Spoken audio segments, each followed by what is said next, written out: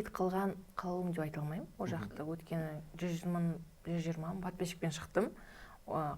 Қазір кім қалауымнан атақты болып естеріңізде қалды, например? Өзім қарамайды екен. Жоқ, негізі деймін да. Ол прям кім қалды, прям вау, осы қалауымнан шықты ғой деп. Одан кейін еңбек қой, еңбек. Таныс керек, еңбек керек, анаумен сөйлесесің, мынаған жүгінесің, курстарға барасың, әншілікке, вокалға барасың, чтобы барлығын алып жүру үшін. Мен білмеймін, қалауымнан шығып, прям қалып күшті взрыв жасап жатқандарды білмеймін. Амре да барды, Амре Қазақстанды көтеріп жүр қазір. Қаншама конкурстарға бар. Қалауым деген, прям қалауым деген домдыбай емес, шошынатындай. Қалауым деген кезінде, сол 2019-да мен барғанда, 2018-де ма? Атақ жоқ кез, бірақ әнші болып жүрсін.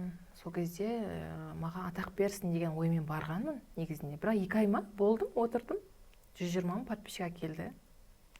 Прям сояқ мен ана атақты қылды деп айта алмаймын. Дальше работа ғой. Қазір барар ма едіңіз ұсыныс түссе? Конечно, жоқ. Естественно, жоқ. Неге? Айтпай қойыңызшы, бірақ рахмет айтам. Мен оны жамандамаймын. Просто бармайтын едім.